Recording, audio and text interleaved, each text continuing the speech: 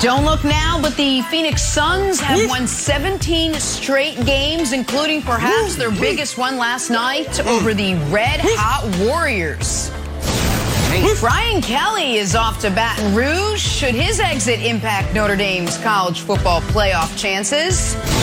And it is Wednesday. Prepare yourself for Nick's new NFL Tears. Good morning, everyone, and welcome to First Things First alongside the aforementioned Nick Wright, Chris Broussard, Kevin Wilds. Nick, give us a little amuse-bouche, if you will, a little taste, a little tease of what we can expect this morning. Well, Jenna, unlike you, I don't speak 4 languages, so I don't know what amuse-bouche means, but I will tell you this. Our committee, the real committee when it comes to football rankings, will not disappoint today. Unlike others that befoul themselves on national television. I'm not naming committees. The College Football Committee, well, you might need to change your name. Different College committee. Football Group of Dopes. Maybe. Wow. All right, I'll pick another language. We will get to that. We got lots to get to. It is a busy Wednesday morning here on First Things First. We start in the NBA with the Lakers. Another night without LeBron James. This time due to the NBA's health and safety protocol, meaning he'll miss at least the next couple of games, starting with last night against the Kings, the 12th game LeBron has missed so far this season. So it was the AD and Russ show in Sacramento. And thanks to a third quarter surge, which they needed, and 25 from the Brow and 23 from Russ, Lakers did in fact beat the Kings, but it certainly was not a dominant performance start to finish. Davis said afterwards, we still have to find ways to win when LeBron is not available. All right, Nick, yeah, the Lakers won, but can they overcome another long absence from LeBron James? Well, they can if Anthony Davis can solidify that he deserved and was not prematurely included on the NBA's All-75 list, all-time 75 best players ever. Because when you look at that list, AD is the second youngest guy on it. The only guy younger on it is Giannis. KD, Steph, Harden, Dame are guys still in their prime who are on it, and we know the older guys who are on it. But theoretically, that should mean that, of course, Anthony Davis can carry a team that has another all-star. I don't think Russ is anywhere close to his prime anymore, but he's still a good NBA player with a decent roster around him. I don't love how the roster is built, but if you are one of the greatest players in the history of the game, in your apex prime, you should not have to always be alongside the greatest player in the history of the game in order for your team to stay afloat. And right now, Chris Broussard and Anthony Davis was good yesterday, and he was good yesterday because he stayed inside. He stayed in the paint for the most part. When Anthony Davis is at his best, he is a top 3 defender in basketball. He is a dominant interior presence who has the ability to step out and shoot a few jump shots. Now, this year, he's the worst jump shooter in basketball, but that'll regress to the mean somewhat. But Anthony Davis, honestly, since the championship, has been playing more like the skinny 6'2" point guard from Chicago that he was before he hit his growth spurt. And he's not that guy. And so I think, Broussard, that this is about AD. AD is supposed to be not one of the around 12 best players in the sport. He's supposed to be in the argument for one of the 5 best players in the sport, and he hasn't been since the bubble. So can they? Yes, if Anthony Davis steps up, they can, but I need to see it.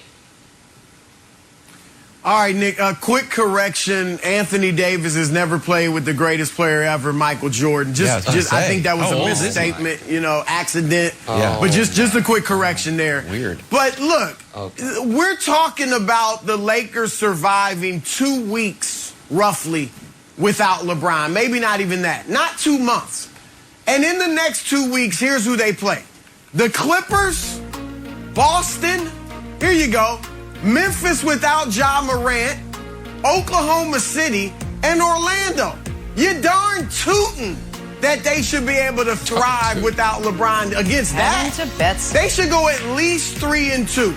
Even if Anthony Davis doesn't play like one of the top 5 players in the league. All right, they should be able to go 3-2. AD, to your point, Nick, he was put on the top 75 team prematurely. All right, next group, top 100, 25 years from now, he could be on that. But it was premature, I believe, to put him on the top 25 or top 75. But look, you've got AD in his prime. Russ, not quite his prime, Nick, but toward the tail end still of his prime. I mean, the last 6 games, and Russ not getting enough credit. The last 6 games, here's his stats. 25.7 points, 8.5 assists, 8.3 rebounds, only 3.8 turnovers on 49% shooting. Russell Westbrook is balling. He's playing off the ball, right, a good amount of time. He's being aggressive, going to the hole. So I think the Lakers against that group of teams should be fine without LeBron. Now, if you had to go longer, of course, they can't do anything without him. But, yeah, for 2 weeks, Jenna, Wilds, they'll be fine without LeBron. All right, so, Broussard, I'm going to go put this question to you. Do you think LeBron needs to gas AD up more? Because when AD first came over to the Lakers, it was this idea that LeBron was eventually going to pass the torch. Maybe AD could not only be the MVP of the Lakers, he could be the MVP of the whole league. And AD is in the most rare spots for a LeBron teammate. If you go through the other great players LeBron James played with, go to Miami. D-Wade, I know this is your team. You won a championship. You cool if you take a back seat? Yes. Hey, Chris Bosh, I know that you were on a steady rocket ship to the Hall of Fame. You okay if you just rebound, facilitate, hit corner threes? Yes. Go back to Cleveland. Hey, Kyrie, I know you were the #1 pick, supposed to be the savior of the franchise, but I'm back. You cool with just, occasionally scoring 20, score 30, hit a game-winning shot? Yes, that lasted for a little while, and Kyrie's like, I'm out of here. Right. Kevin Love, you're a 20-20 guy. You cool if you take a back seat, also shoot corner threes? Yes. Then it comes to AD. LeBron says, AD, are you willing to step up so I can take a step back? And AD's answer to this point, from what we've seen, has been like, sometimes I'll do it, but it's still your team. And we know that AD's personality is a little quieter. So the question to you is this. Do you think LeBron needs to actively, like over the top, gas AD, like, AD, this is your team, publicly. I need you to come out. I need you to play strong. He's saying in the postgame, we need to find ways to win. Look in the mirror. You're the guy. You're the guy. So do you think LeBron has a responsibility to push AD to the next level? I think LeBron's tried, Wilds. We've heard LeBron in the past when AD first got there. What'd he say? We're going to run the offense through AD. I have accepted that Anthony Davis is what he is because, like you and probably like LeBron, I expected after the championship that it would become AD's team last year, right? Yes. That he would take the torch from LeBron and be that guy, maybe win the MVP last year. And not only does he not step it up, he actually has his worst season since his rookie year. Look, AD is this, Nick. That's right. AD is a #1 talent. AD puts up #1 stats. And other people, executives in the league, have told me this too. But AD does not have the #1 demeanor, the #1 leadership skills, or he has the lack thereof, and the #1 motor or energy. And I don't even know if he's got the #1 drive or ambition. He's a #1 talent who's really a #2 player. Well, I think LeBron, he wouldn't say it publicly, but inside, he's probably accepted that. You know this, Nick, as well as anyone. They've got the same agent. They hang out. They're great friends. LeBron is trying to lead, has led him by example. He sees LeBron's work ethic, and he still hasn't brought it. I just don't know that it's going to happen with AD. Listen, I don't think work ethic is a problem for Anthony Davis. I know you're not saying it is. I think he's brittle. Right. And I think that's clear. I think he works. I just wonder if he's working at the wrong stuff sometimes. Wilds, you said should LeBron gas him up? I would posit this. I think AD's been gassed up a little too much in the wrong way. Do you remember when KD did his best all-time roster? Can we show it real quick? And he included Anthony Davis, not Tim Duncan. And then Kevin Durant and I had a very nice back and forth on Twitter about this very point. And here's one of the things KD said about why he would take Anthony Davis over Tim Duncan.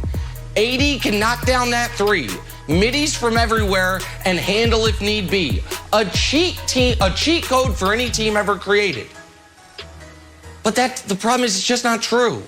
Anthony Davis is shooting 19% from three this year. You might be like, oh, this is too small sample size. Okay, he's shooting 24% from three since the championship. Russell Westbrook's shooting 31% from three, and people can't stop crushing him for ever shooting him. Russell Westbrook's 8 inches shorter than Anthony Davis. He can shoot, middies for when he need be. He's been this year, and again, it'll get better, the worst mid-range jump shooter in basketball. What he is unstoppable at is on the defensive end, and against the vast majority of teams, they have no one down low that can deal with his size, strength, and footwork. But you've got, Kevin Durant, who is a brilliant basketball mind in addition to being a brilliant basketball player, looks at the AD package as, he included him on his all-time roster, 12 guys. Which is ridiculous. And I just don't, of course, but, and I understand, it's my job to be a basketball historian. It's not KD's job. It's KD's job to do things the historians talk about. So this isn't me taking shots at Durant at all. But I think Duncan's interesting. Duncan could hit mid-range jump shots too. But guess what he understood? Not what I'm here for. I'm here to play defense and play the most efficient offense possible. And so I think it's a mentality switch for Anthony Davis to get to the level that we all know he can get to. And that, by the way, he was showing flashes of his second to last year in New Orleans. The Rondo year, the year Boogie went down, AD wasn't shooting a ton of threes, shooting some. He was dominating down low when need be. And that's what the Lakers are going to need even when LeBron comes back, Jenna. All right, so all eyes on Anthony Davis. He now takes center stage. LeBron, again, likely out for a few games, even though the Lakers did win last night without him. All right, back talking the NBA's hottest team, the Phoenix Suns. Did they send a message with their win over the Warriors last night? Coming up at the top of the hour, Nick's got some brand new NFL tiers to unveil. Will the Chiefs retain the top spot coming out of the bye week? Does Brady like avocado ice cream? It's all the same. That's ahead. First things first. No suspense. Talking some Warriors Suns, the must-see matchup in the NBA last night. Two of the hottest teams going at it. Suns lost Devin Booker during the second quarter to a hamstring injury. But when you're on a 16-game win streak coming in, you can do no wrong, and they did no wrong, beating the Warriors. They've now won 17 straight, those Phoenix Suns. Meanwhile, it was an uncharacteristic off-shooting night for Steph, just 4 of 21 from the field. First time under 20% shooting on that many shots ever. Wow. A night to forget, on the night we all wanted to remember. Chris Broussard, the Suns' win over the Warriors last night was blank. It was a challenge to Wiseman. A challenge to Wiseman. James Wiseman, the second-year 7-footer. Look, as I've watched Golden State dominate this season, in the back of my mind, I can't get away from this thought that they're too small. They need some more size. They don't have a player playing right now over 6'9" tall. Okay, they're the fourth shortest team in the NBA. And you saw it last night. Because DeAndre Ayton, the 7-footer, 6'11", whatever he is, for Phoenix, was dominant. He looked like Wilt Chamberlain last night. 24 points, 11 of 19 shooting, all 19 shots within 12 feet of the basket, 11 rebounds, 2 blocks. They could do nothing with him. And I know you're going to say, well, Steph was uncharacteristically off. True.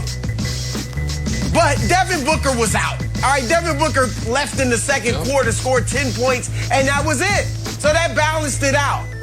The Warriors, I don't know that they can win it without size, and that's where Wiseman comes in. He should be back, I don't know, January from the knee injury, and he's a 7-footer. Last year gave me 11 points, Nick, 6 boards a game in 21 minutes.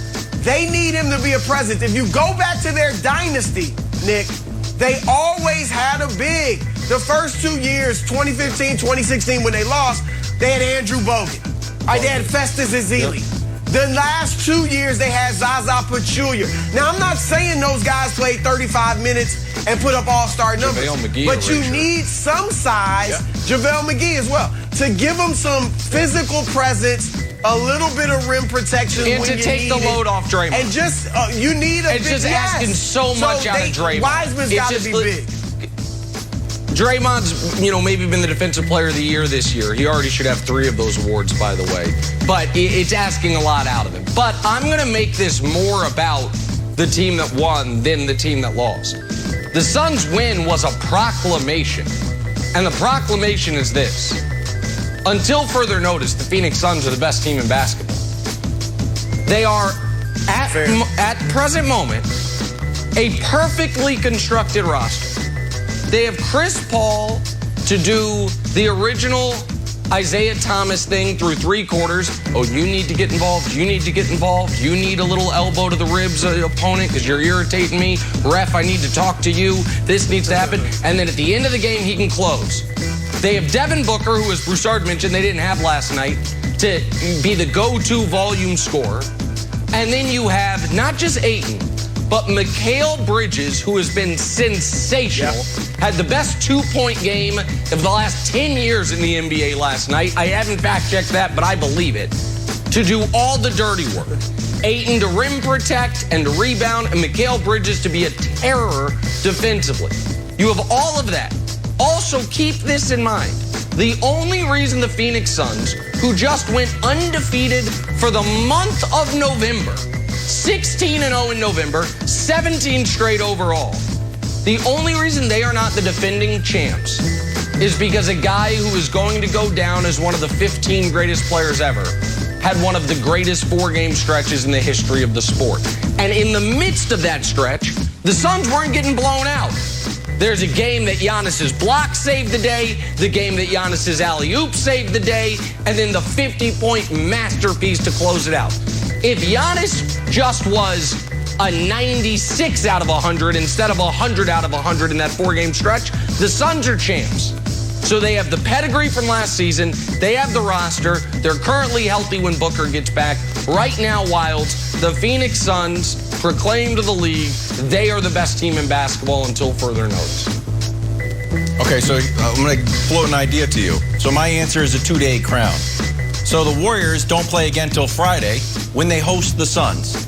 The Suns have to play the Pistons at home on Thursday, then fly up to the Bay. So it's a back-to-back. Suns will be rested. They'll look at the tape. We'll have a new game plan. If you were Monty Williams, I'm not saying you give away the Pistons game, but it always feels like when you're about to play back-to-backs, it just feels like the momentum is like, all right, let's take the second game off.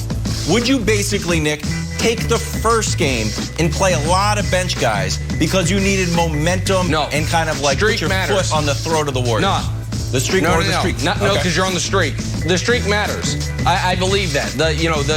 I understand the Rockets had like a 22-game winning streak that nobody really cares about, but that Heat streak was one of the most memorable things about their not dynasty, but about their 4 years together. The 27 straight they had in their second championship year. I think the streak matters. And by the way, I think you could still rest Booker with the hamstring and beat Detroit. Detroit's not good. So no, I think that until you lose, every game's a playoff game. The streak matters. All right, we get to see this again. You said it, Wilds. Friday night, Suns Warriors. See if Steph, by the way, gets his shooting touch back. Let's talk some tiers. We waited all week for this. Any chance the Chiefs are moving out of that top spot coming off the bye? I don't know. The big reveal is next. Of course. Here we go. It is tier time. Week 12 brought us some nice surprises. The Cowboys and Rams kept losing. The Bucks barely won. Patriots won't stop winning. There's a little bit going on in this National Football League we love so much. All right, Nick, give the people your NFL tiers entering Week 13. Oh, the committee, as you will see once we get near the end, this was a momentous day for the committee, and we'll explain why in moments. But first, the bottom of the tiers, those that will not be named. Look at the sad Seattle Seahawks right next to the Jets. I get it, Washington football team. If the playoffs started today, you'd be in. Don't care. You're not going to actually be in when it counts. Saints free falling since they lost Broussard's dark horse MVP, Jameis Winston. All right, next group, please, if we can. Well, just proof. This group is what we're going to call AFC chum. Do you know what chum is? You chum the waters, gets eaten up by the bigger fish. Yeah. The Titans and maybe one other of these teams will make the playoffs. Congrats to the Dolphins for actually being on a named tier for the first time all year. But they will be annihilated in their first playoff game. Any of these teams that make the playoffs will be annihilated in the first playoff game. We don't need to talk about them any further. Next group, please. These teams might not make the playoffs, but if they do, they absolutely could upset somebody. Colts, Vikings, Niners.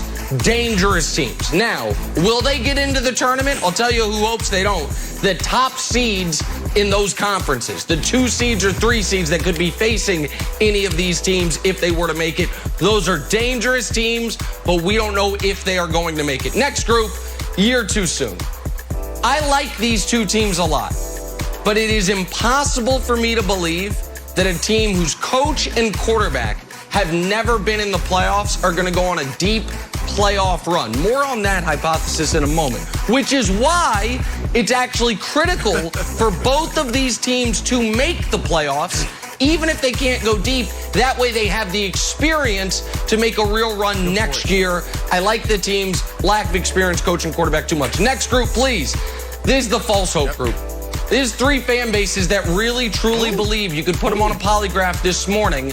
Oh, we can absolutely make the Super Bowl. But unless there is a conference realignment between now and January that sends the Chiefs out of the AFC, they can't. But right now, they all have this hope, this false hope. And right now, it is impossible to rank any of these 3 teams ahead of each other. The Ravens have the best record, but the Patriots have looked the best as of late. The Bills have the most upside. They're all together. All right, November Nosedives, our next group. You might say, Nick, isn't that the name of a Keanu Reeves movie that flopped? No, that was Sweet November. Fun fact, my first kiss at that movie. This is Dallas and the Rams. Wow. Dallas, what are you doing as of late? It's true story. Look it up. You can't look it up, but I'm just telling you. Look it up Dallas, where? Okay, well, so look it up. I don't know. Someone added to my Wikipedia, now to these teams. One's lost 3 in a row. One's lost 3 of 4. The Rams' losses have come against good teams. The Cowboys' losses have come against 2 bad teams plus the Chiefs. But I don't know which is worse. It's like, is it worse to lose to teams we know you can beat, or is it worse to just consistently lose to teams the caliber of which you could play in the playoffs? With that said, the committee, unlike other supercilious power rankings, is not prisoners of the moment. We look at a whole body of work. They did enough the first couple months to maintain a relatively respectable ranking, but the November nosedive, they are very happy. It is now to the month of December. All right, NFC rematch, NFC championship game rematch, I should say. I don't know which of these 2 teams is better. I have a sneaking suspicion we're going to get to find out in the conference championship game this year, much like we did last year. This feels like we're going to get this, if the bracket allows, if it's not, they're not 2-3, that we are going to get this game again. Now, before we reveal the top 2 teams, I am very disappointed to say the committee watched the show last week and decided Chris Broussard beat me in an argument. I said, literally impossible. It's never happened. They said Broussard's points on elevating the Cardinals over the Chiefs. Cardinals and Chiefs, both on a bye last week. Yet because of the strength of Broussard's argument, we have downgraded the Chiefs to #1 contenders. We have upgraded the Cardinals to favorites. So we can reveal the top of the tiers if you would like. Your two best teams in football, the Cardinals and the Chiefs, we flip-flopped them. I pushed hard against it. But they said Broussard made good points. Cardinals have the better record. They're winning without Kyler Murray. The Chiefs, there are small concerns from the committee. And we'll find out after the bye. How healthy is Travis Kelce? Still putting up great numbers, but doesn't quite seem to be the same guy. And he has been one of maybe the key offensive contributor, not named Mahomes. We'll see how healthy he is after the bye. So there it is. The committee overruling its chairman, elevating the Cardinals to number 1. Chris Broussard, I hope you're happy. You should be proud of yourself. There it is, week 13 tears. Well, Nick Wright, all right, I was happy about 40 seconds ago. You were giving me love for the first time on this show. You were stating the obvious. I mean, obviously all the listeners knew already everything you said, but it was good to hear you say it. But then you unveiled these tears, and I realized you were patronizing me. You were mocking me. You didn't mean a word of what you just said. And I know America is saying, hold up. What are you talking about, Broussard? Nick is being objective. You said the Cardinals should be number 1. They've been the best team this year. He listened to you. What's the problem? Here's the problem, America. I know what you don't know, but I'm about to let you in on the secret. There is this thing, and it's real. And the proof that it's real is the tears you're looking at right now. It's called the curse of the tears. 7 of the last 8 teams that have been number 1 have lost. Look at that. And Nick Wright thinks that he's slick. He tried to use me as a prop in his nefarious scheme to derail the Arizona Cardinals. You don't believe in the Cardinals, and you don't believe in my argument last week, Nick Wright. You are just trying to protect your beloved Chiefs. You made them number 1 last week because they had a bye. Yeah. And you knew they couldn't lose. I didn't know they had a bye. And now this week they're playing, you make them number 2 because you know your number 1 team, Arizona's done. I don't even know who they're playing. They're going down. The Bears. I can't believe this. Oh, my. You've hit a new low, Nick. And by the way, before Wiles goes, put the Packers up there with number 2. If you must have the Chiefs on the second line, put the Packers up there with them. They've been playing the best football in the league. They deserve to be up there, too. Just 2 quick points. One is very difficult to have the Packers and the Chiefs on the same level when they played very recently and the Chiefs won. So that's going to be a hard. It's going to be a hard sell for me. Unlike the college football playoff committee, our committee does value head-to-head. We saw the game. They lost. Both teams were without a key contributor or 2. We're not going to start, going through who was missing, who wasn't missing. They played. One team lost, one team won. Now, as far as the fear that the Chiefs could be affected by the alleged curse of the tears, and that's why they've been downgraded as opposed to the committee outvoting me 8-3. I did have 2 people with me. Thank you, Marcus and Tom. But the Chiefs play the Broncos this week. The Broncos have lost 11 in a row to the Chiefs. They have never beaten Mahomes, and they are 3-19 in the history of the franchise at Arrowhead in December. There is no curse great enough to have the Broncos beat the Chiefs this weekend. That is not what happened, Wilds. I was just outvoted by fellow committee members. That's all that's happened here. Okay, okay. Well, Wilds, Broussard, there's no pleasing him. Right now. There's no pleasing him. I know you did get a compliment, Broussard. I've gone 0 for 2 years on this segment without a compliment. I'm going to try now. He didn't mean it. So here's the thing. We've talked up plenty. I've argued about the Patriots and the Chiefs ad nauseum. I am not going to have that argument right now for the sake of the segment. You keep losing. For the sake of the segment. Yeah. Earlier this week, you said, the tears are a snapshot in time. I said, that's clever. Maybe I should copyright that and make T-shirts out of it. A snapshot in time. How can the Patriots, who are the hottest team in the NFL, be this far down? The Cowboys have lost 3 of their last 4 games. The Rams have lost 3 in a row. The Bills will find out on Monday. And then the Ravens. This is not just you. This is to all the Ravens fans and Ravens believers out there. Why are the Ravens on the same tier as the Patriots? Here's what the Ravens have done in the last 6 weeks. They had a great win against the Chargers. Then Lamar suffers his worst defeat of his career to the Bengals. Then they win in overtime to the Vikings.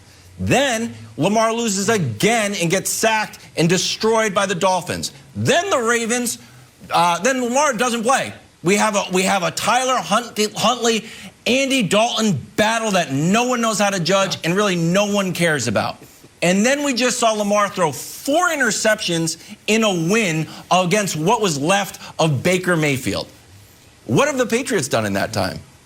They're on a 6-game winning streak with an average margin of victory of 24 points. Oh, but the Ravens defense. Yeah. The Patriots defense gives up fewer yards and fewer points than the Ravens.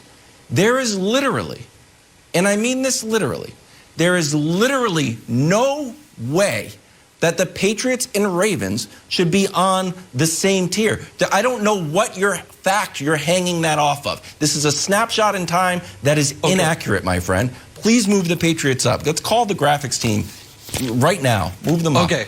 Just very quickly, graphic. let me respond. Someone points. call the warden and get the handcuffs because Wilds is really suffering from prisoner of the moment syndrome. Absolutely, it's a snapshot in time. That means we are not projecting forward. That does not mean we are not looking at the totality of the season.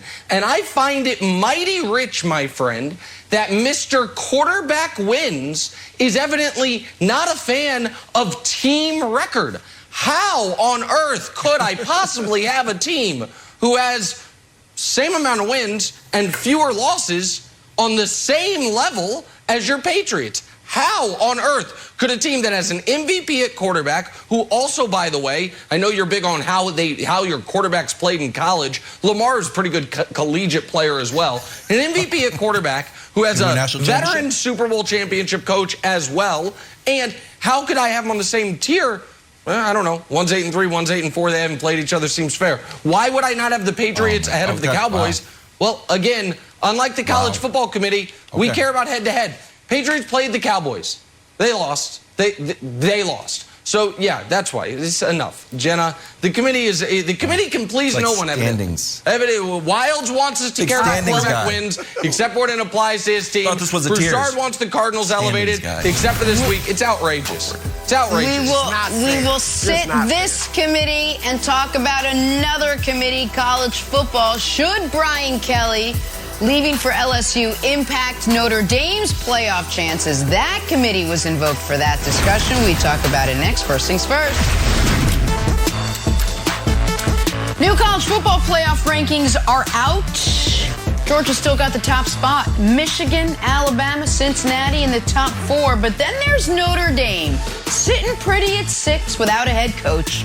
Yesterday, playoff chairman Gary Barta admitted that Brian Kelly leaving the Fighting Irish for LSU could actually play a role in their final ranking. He said this: "The committee was obviously aware of all the coaching changes while we were going through the rankings. This week didn't apply.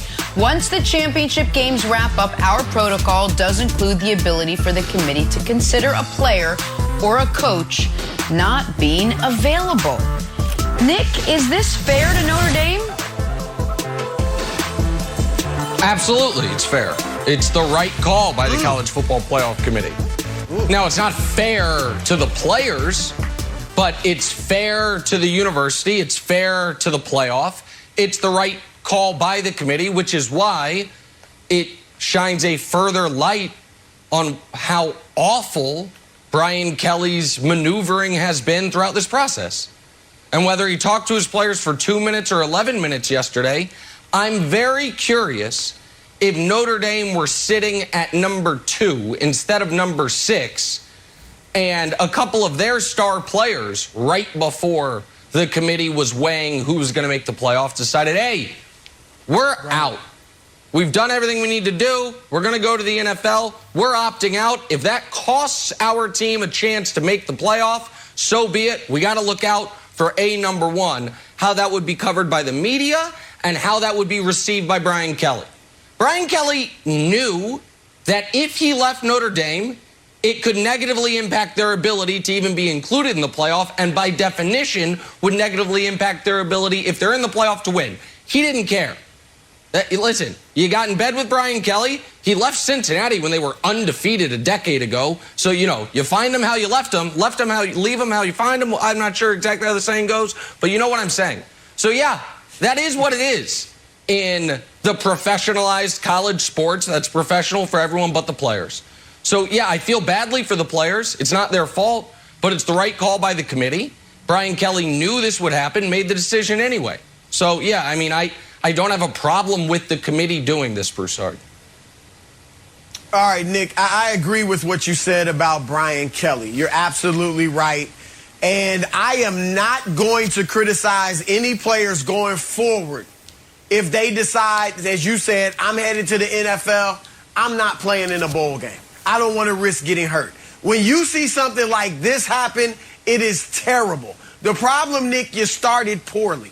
It would not be the right decision for the committee to leave Notre Dame out if they deserve it. If Cincinnati or Oklahoma State and Alabama lose and Notre Dame should be in the top 4 in the playoff, they better let them in. All right, I get it. You don't make a rule and say we'll never consider the coaching situation of a team. I get that. You got to take all that into consideration. But you should not keep Notre Dame out because Brian Kelly is gone. It would be terrible. It would really stick in my craw. All right? It would be horrible if they do that. All right? And look, we have evidence that teams can win without their head coach. We just saw Arizona beat Cleveland, beat them badly. What, 37-14, I think? Without Cliff Kingsbury coaching because of COVID. We saw last year where the Browns beat the Steelers in the playoffs without Kevin Stefanski. Marcus Freeman, defensive coordinator for Notre Dame, a lot of people think that he should succeed Brian Kelly and be the head coach. We'll see if they do that. Put him as the coach for the bowl game, if they get there to the playoff, and put Notre Dame in if they deserve it. I'm telling you, they better not keep him out because Brian Kelly screwed him. Okay, but Broussard, would you keep them out for the other two reasons?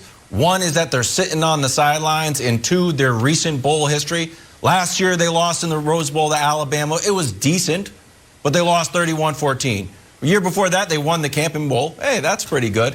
And then it was 33 in the Cotton Bowl to Clemson that everyone's like, does Notre Dame deserve to be here? To me, it's like a game of 21 in basketball or like the Royal Rumble, where, yeah, you can sit out and watch everyone else kind of fight on each other and then sneak into the ring of the Royal Rumble, be like, here I am, I won it. Same with 21. Everyone else battling for the rebounds. You sit way out. Oh, I have my shot.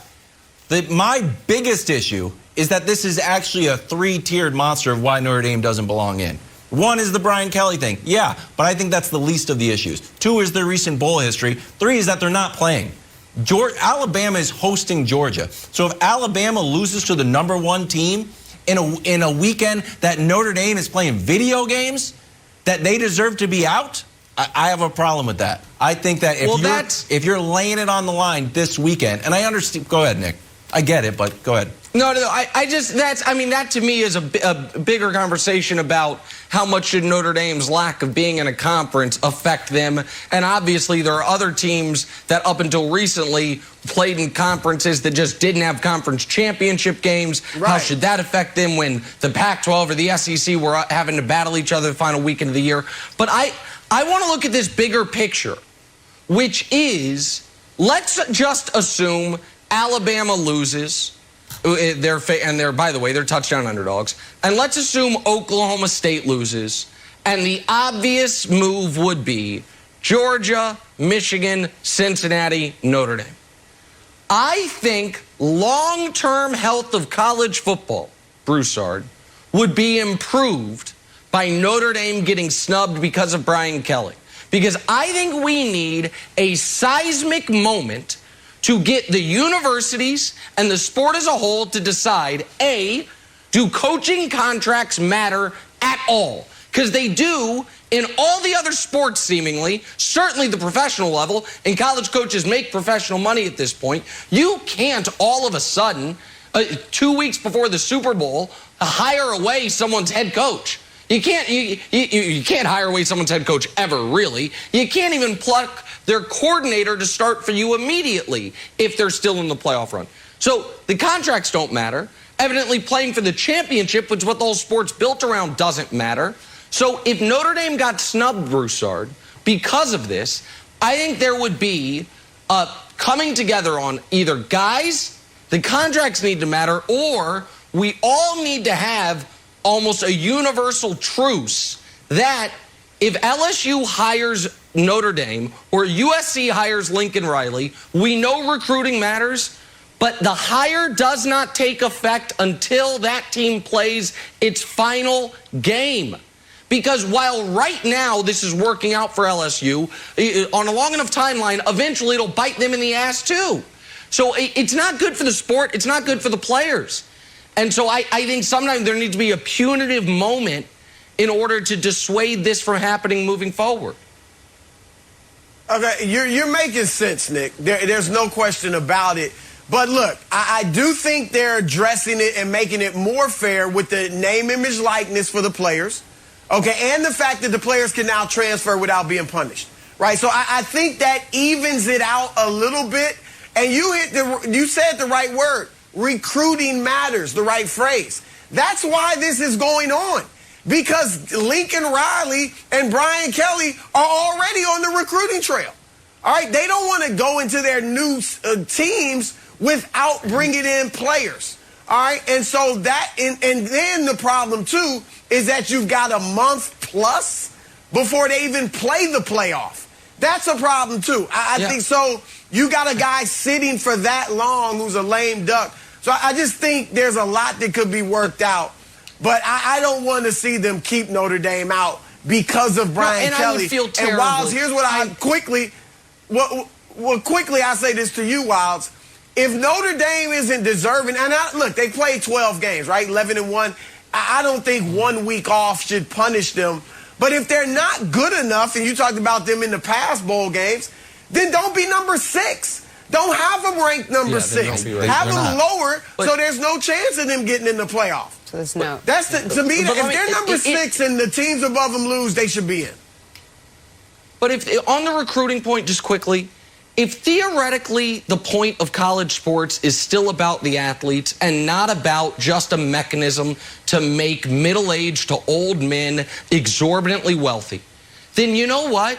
It would be good for college athletes, for teams, to be further incentivized not to fire coaches, not to have these openings. And if you knew, all right, we can fire our coach who recruited these guys, who went in these young men's living room when they were children and brought them here, we can fire him, but then we're going to be 6 weeks behind the recruiting schedule for our new head coach. Maybe guys wouldn't get fired so quickly. Maybe kids wouldn't have to transfer so much. Like, if we actually care about the players, then this multi-$100 million coaching carousel is not good for them on any level, and this is just the latest and most glaring example of it. It's a great conversation. I agree, Nick. It should take effect after the last game. This idea that it's starting before the season ends is crazy. We got to get back to our top story. Ridiculous. You're looking at it. No LeBron again last night for the Lakers. Can AD and Russ keep LA afloat without the King? First things first on a Wednesday morning. Talking some Lakers now, taking on the Kings last night. LeBron James not in the lineup again. He was sent home earlier in the day due to the NBA's health and safety protocol. He is expected to miss a couple of games, starting with last night, the 12th game LeBron has missed so far. AD and Russ tapped to pick up the slack. They did. 25 from the Brow, 23 from Russ. Lakers beat the Kings. Davis said afterwards, we still have to find ways to win when LeBron is not available. So, Nick, yeah, the Lakers won, but they needed a big third quarter to do it. Can this team afford another long absence from LeBron James? Well, it all depends on what Anthony Davis we are going to get. And if you get the right Anthony Davis, the absence from LeBron maybe could be a good thing because it could snap AD into the guy he was 2 of his last 3 years in New Orleans, who he was his first year with the Lakers, which is a guy who on, 85% of the games was going to be like, oh, I'm the best player on the court. Unless I'm playing LeBron, he's your teammate now, Steph, KD, Giannis, my team has the best player. But Anthony Davis has gone away from playing the type of basketball that made him that guy. He has become the more perimeter-based jump shooting, and I wonder if some of that is Wild's. He bought into his own headlines a bit, and I love AD as a player, but I remember this from this summer, that Kevin Durant, released on a podcast, was asked who his all-time team would be, and he put Anthony Davis on it. And I responded to KD and was like, come on, man, that's got to be Duncan. Like, you have to have Duncan there. And AD had a very nice, respectful exchange with me on Twitter. And one of the things he said was this about Anthony Davis. He said, Anthony Davis can knock down that three, middies from everywhere, handle if need be. A cheat for any team ever created. And AD used to be a decent three-point shooter. This year he's at 19%. His mid-range shot was better. This year it's the worst in basketball. It'll get better. But none of that, Wild, is what was getting him MVP votes. It was his defense and his unguardable ability inside and athleticism inside. And you saw a lot of that last night, and it's one of the reasons the Lakers stormed back. That's the Anthony Davis the Lakers have to have. Not the guy who was a point guard as a freshman in Chicago and now wants to go back. I don't care about his handle. I don't care about his threes. That's not what the Lakers need. Yeah, but he's comfy out there. He doesn't want to be down on the block getting banged where then he'll start grabbing his eye or grabbing his elbow. Oh, my hip, my ankles, like my grandma after, water aerobics. Oh, ouch. Broussard, you said something earlier in the show. We put up the Lakers' next 5 games that LeBron is going to miss. And you said was quietly a sneaky diss to the Lakers. You said they should go 3-2. 3-2. Why doesn't Anthony Davis say, you know what? We should go 5-0. I want to win every single game that LeBron is not here. Just like Paul George does. Paul George's been playing the whole season without Kawhi. Paul George's not out there saying, I don't know. We got to find ways. Kevin Durant plays the whole season without Kyrie. He knows it's on him. Anthony Davis kind of sits there and is like looking around. It's on you. Take it. It's yours.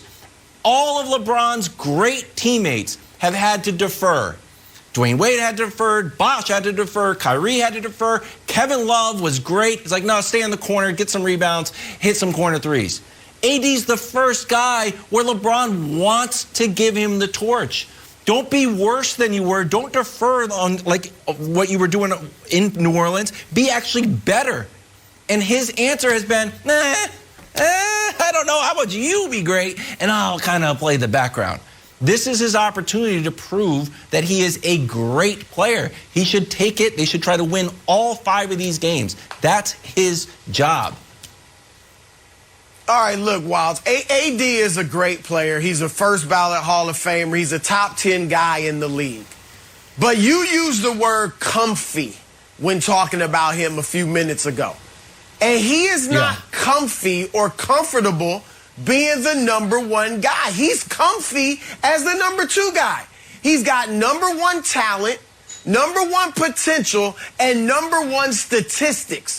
But he is a second guy. He's a superstar who's really a second guy. He showed you through 7 years in New Orleans when he only led that team to the playoffs twice and only won 1 playoff series. He showed you the year after, last year actually, after they won the championship, when all of us thought, and I'm sure LeBron inside wanted him to take the torch. It's your team now. You go for the MVP. Not only did he not do that, Nick, but he took a step backwards. He had his worst season since his rookie year, and he's showing it to you this season. Oh, he's playing well, but he ain't playing like he wants to challenge Giannis for the MVP award or anything like that. And Anthony Davis, the fact that he refuses to play center for the most part, in a league now where you ain't banging, You ain't getting bruised. You're not taking elbows. You're not on the block for 30 minutes a night. He still doesn't want to play center. That tells you he's comfortable just being that second guy, give you his numbers, and that's what you're going to get out of him. So, look, he's still a great player, and they can't win a championship without him. But if you're expecting him to lead you to the promised land, Lakers, you're sorely mistaken. All right, Lakers, Clippers back in action Friday nights. We'll see what AD and Russ can do. Skip and Shannon keep the conversation going right now. Undisputed. See you tomorrow, everyone.